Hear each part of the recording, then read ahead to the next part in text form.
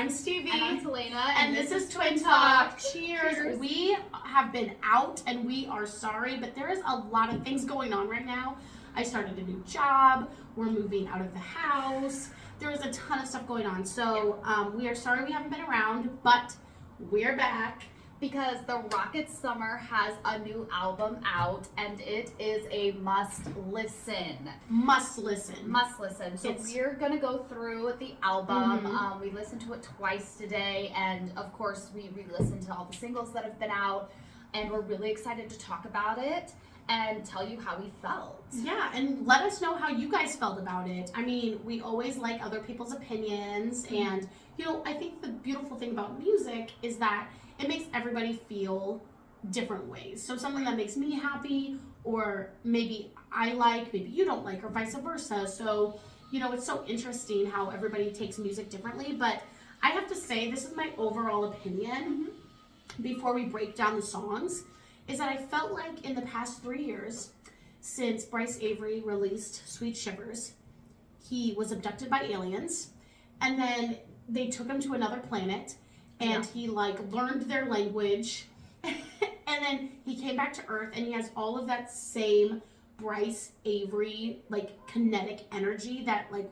we've always loved about him, and I think that's why people bring it to him. But like this new album is literally from outer space. It's funky, man. It's funky. And I love that he's just being so creative, and he's cheers to that, Bryce. He's not staying stagnant with his music. He is evolving. And it's cool because, I mean, he's a little bit older than us, but it's cool to grow with an artist. Yeah. It's not like he was 60 years old and we found him when we were 12 and there's like that huge age gap. Like, it's just really fun to be kind of almost in the same area of life in a sense. Yeah. And then continue to grow with the artist. Yeah. I mean, we're Bryce Avery fans. Like, found him on MySpace. Found him on MySpace. And he's a fellow Capricorn. We're Capricorns. And he's just really kind and he's out there. Yeah. Which I can appreciate. Yep. You know? So let's go through the songs. Yeah, let's go through the songs. So the album is called Shadowkasters. And all capitals. All capitals. And there was actually a really good article that Punktastic did about the album that really broke it down. That was really cool. I suggest everybody go and read that article. What did it say? I never read the article. It was just all about how, you know, how he started and how he's evolved and how it's still a great album, despite not, if you put it side by side with like his first works and stuff, they sound completely different, but yet they still have that same element. Like he never lost his true self as he evolved, which I think is something that's really hard to accomplish. And you've done it, Bryce. You've done it again. Kudos to you. Yeah. So it was just a really nice article about him. So the first song was "M for You," which was a single. It was the very first single, and it just sets the tone for the piece. It's funky, it's synthy. The music video has these really cool filters on it. The music video reminds me of the music video by 9 Inch Nails Only. Yes. Do you know what I'm talking about? Yes. That's what it always reminds me of. I get like those 9 Inch Nail vibes, which I felt like I should be watching it on like VHS, but it was new aged. Right. I loved it. And I felt that way when I listened to the song for the very first time without ever seeing like the video or the music video or the official video or whatever. I just felt like I was in the 90s, but living in like the new age of the 90s. I don't know. I liked it. Yeah, like a new wave. Eyes to Skies was good. He uses his like, you know, beautiful kind of falsetto voice in the bridge. Really it's so awesome. nice.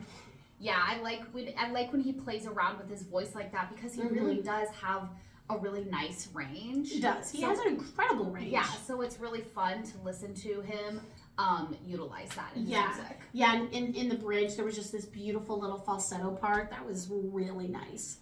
And I loved the visual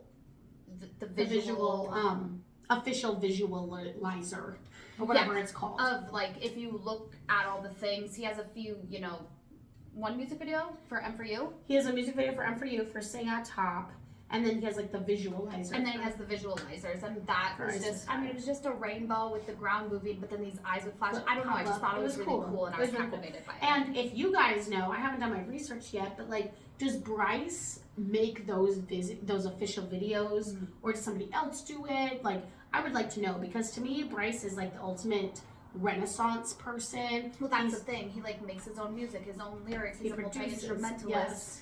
You know, he does all of this stuff, and I'm so happy that he stuck to that and he didn't fall into the death trap of, you know, main core media, because I just feel like, even though I want everybody in the world to know who he is, I love that he's almost niche in a sense. I do want to share the treasure, but I like knowing that I have something that is so. If you're into the Rocket Summer, you're a follower of the Rocket Summer. Yeah, you know, like he has such a loyal fan base, and I think that's just really cool. Yeah, I think so too. The next song was another single, "Sing at the Top." Very experimental. It was a heavy grunge filter on this one. That song grows on. I would say that song is the song that grows on me every time I listen to it. I would say I don't think any of the songs are bad. I think everything is hasn't top written notch. A bad song I've ever heard. Phenomenal. Yeah. But I will say that out of all the songs on the album, that song had to grow on me. A little bit, yeah. But it's interesting because that song, every time I listen to it, I hear something else. Like the last time I listened to it, I was like, there's like Gregorian chants in the background. Yeah. Like during the bridge. Yeah, there's lots of layers. There's lots of layers that sometimes you don't catch up the first time, and then I'm like, oh, I get it. So, well, that's the thing too, is I'm excited because when we when we listened to the album, we listened to it like on our TV. But I'm excited to re-listen to the album with my headphones in, because I know that I'm going to pick up on even more little subtle things within the music than I could have when I was just watching it on our shitty ass. Like, I'm pretty sure that there's sitar in this album. I mean, it's fucking funny. Like, I'm almost positive that I heard a sitar somewhere in this album. I'm like, is that a sitar? So it's just so funny. Stuck Inside Your Light. I mean, that's a single, but that song. I love this song. Every time I listen to it, I like it. Song. Yeah, more and more. Stuck inside your light. Oh, it's so good. It's so good. And it reminds me of Sweet Shivers. Like, there's so much of this. I know, like, there's like the B side and stuff of Sweet Shivers, but like this is like the C side of Sweet Shivers. Like, this song like perfectly melds into from that album. Like, they could be a two-piece story almost. Yeah. Well, what's interesting is that I had read that actually a lot of these songs were songs that had been written randomly, like over the years, and he was finally like, no, I'm gonna sit down, I'm gonna put all these sort of experimental songs into an album. But on that note, you can't tell that this wasn't an album that was written directly for itself, because the flow, the overall atmosphere of every single song just like was chef's kiss, man. Like, it just flowed. There was never a moment where I was like, oh, I was taken out, or why is there randomly a country song now, or anything like that. Although I will say, there was sometimes a little hint of country in some of the songs. I was like, oh, that seems a little country to me, but it wasn't. It was like techno. That's so funny because that you say that, because I can't remember what song I was listening to, but I was like, Shania Twain? But that's hilarious because he loves Shania Twain. I'm pretty sure from everything that I know, Bryce Avery loves Shania Twain, so I wouldn't be surprised that an element of Shania Twain snuck into his music somehow, because it's the same thing with Prince. I feel like sometimes I'm listening and I know it doesn't sound anything like Prince, but I almost feel the vibe or like the soul or the passion of that artist coming through his work. And I just think that's something he like channels the greats, right? And he is a great, like he is a great. Like, I think he deserves to be up there with all of the greats.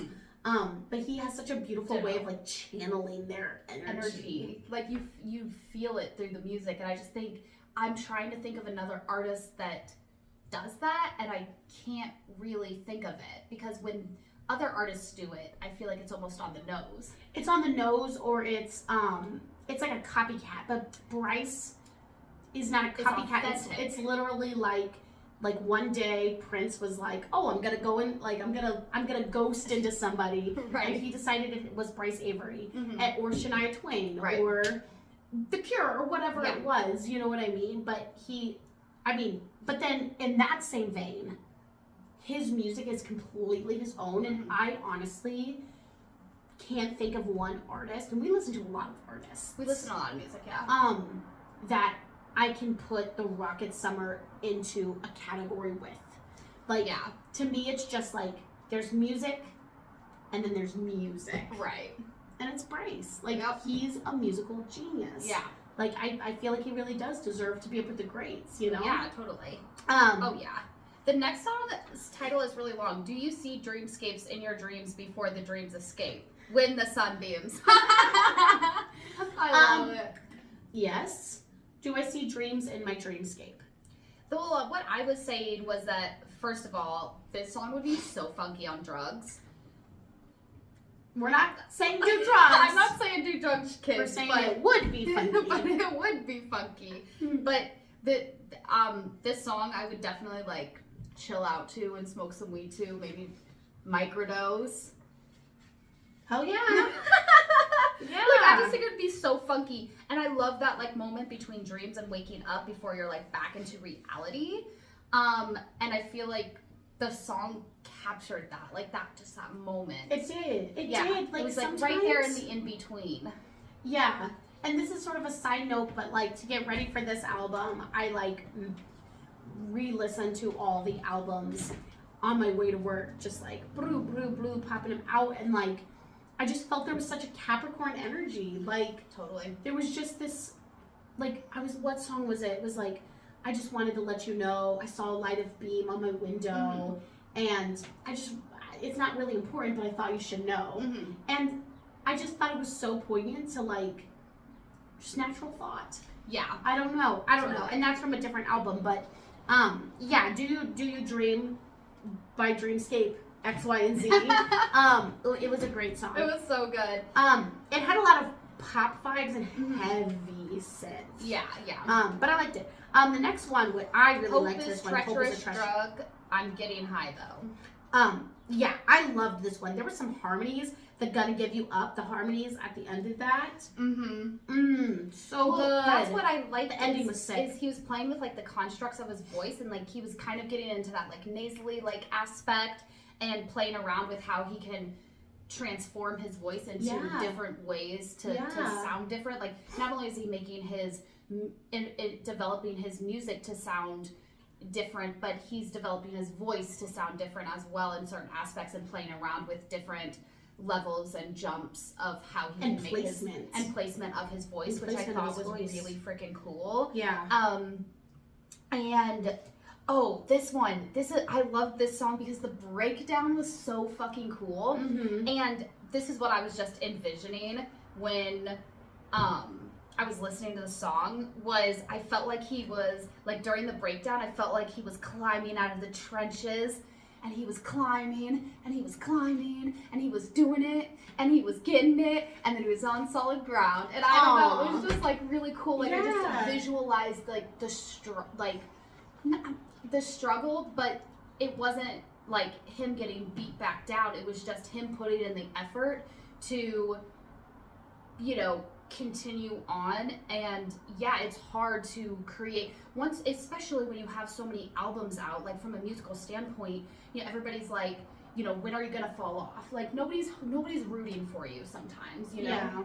And you're always like striving to, you know, you come out with something so great, how are you going to make the next thing great? But you just got to work at it, and it'll come. And he did that. He climbed through those trenches, and he created a great album. Hell yeah. Hell yeah. That's what I was Capricorn envisioning. energy. Yeah, seriously. Capricorn energy. The next song was Disco in Circles. This song was fun. It was fun. I love a good disco. I just envisioned, like, Dorothy in the tornado going to...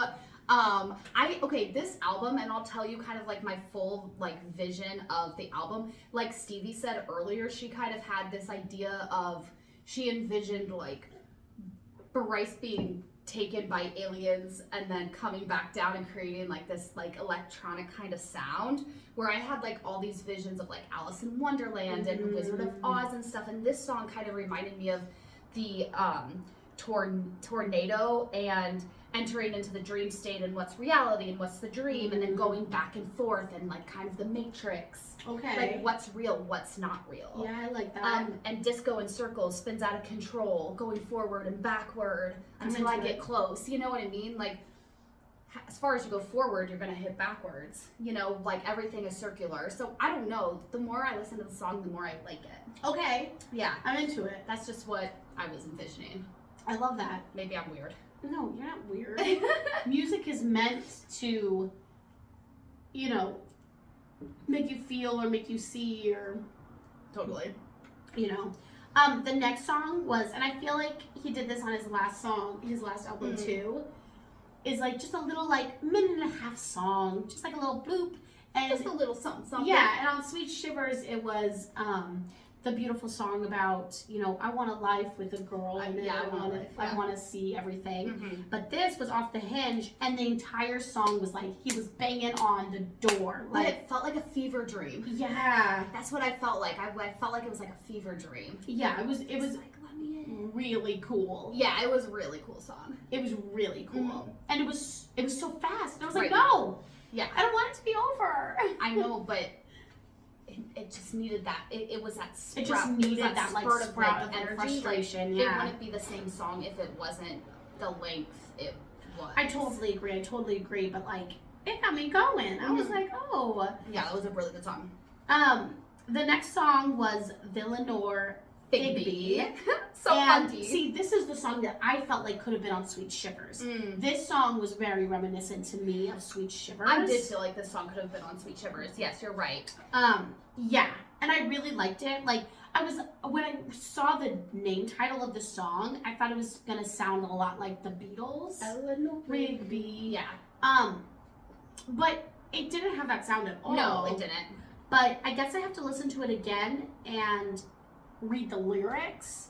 That's what I said about the song. I said it almost feels like this album. It almost feels like this album is Sweet Shivers Part 2. This song really reminded me of Sweet Shivers, even though they're so different. But Bryce Avery's sound is so evolutionary, but he still makes it sound like him. So it's this strange juxtaposition of being in the same place, but also everywhere at once. True Capricorn, feet on the ground, head in the clouds. Yes!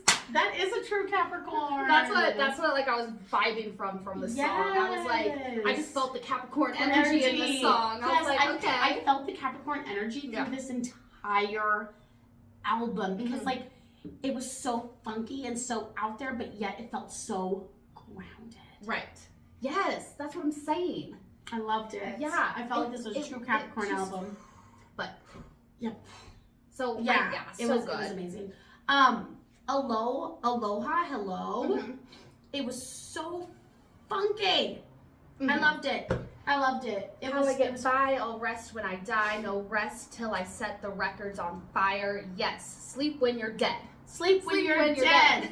I say this every day. Just keep on making and creating until you literally can't anymore. His anthem to us to keep producing his amazing music and testing his limits. Yes. That's how I felt when listening to this. Yeah, exactly. Yeah. Aloha, hello. And aloha means goodbye and hello. Right. So once again, it's a circular, like this circle, this like album tornado, definitely, this full circle idea.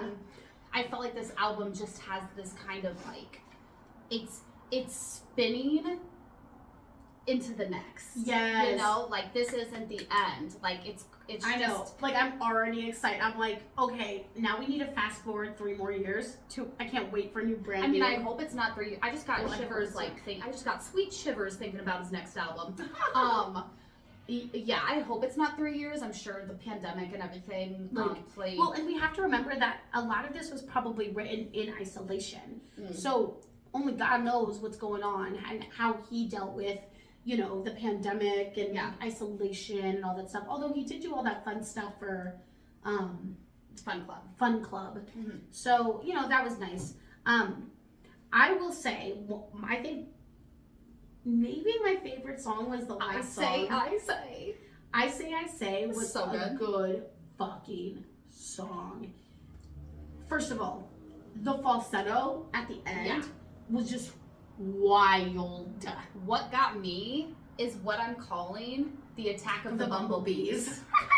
That breakdown is fucking insane. And this is where this really is where my whole idea of Alice in Wonderland comes along. Is I felt like with this song, instead of falling down a rabbit hole, he was kind of going up. He was falling up a rabbit hole, if that makes sense. He was still falling, but it was up.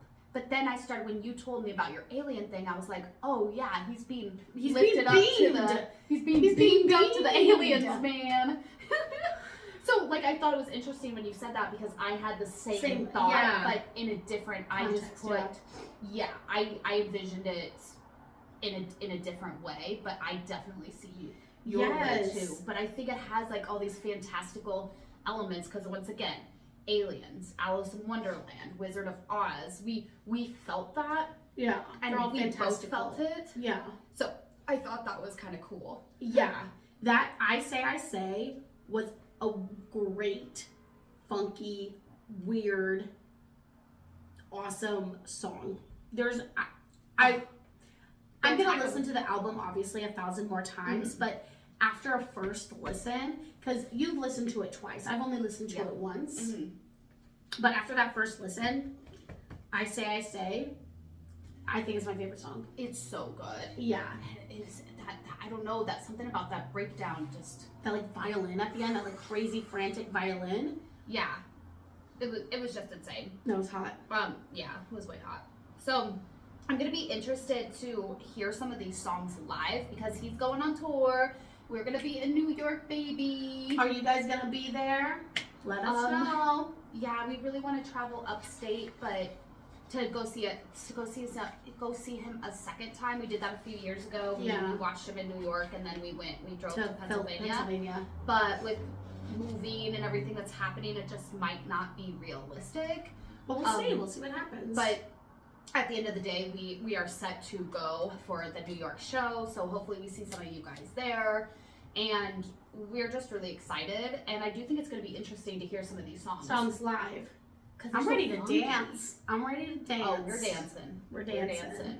So Yay. Let us know in the comments below how you liked the album, what your favorite song was. We really, really want to hear from you guys, because this is some interesting stuff. So thanks guys. Bryce Avery, if you see this, incredible job on your new album. Kudos to you, and love following you. Much love. Bye.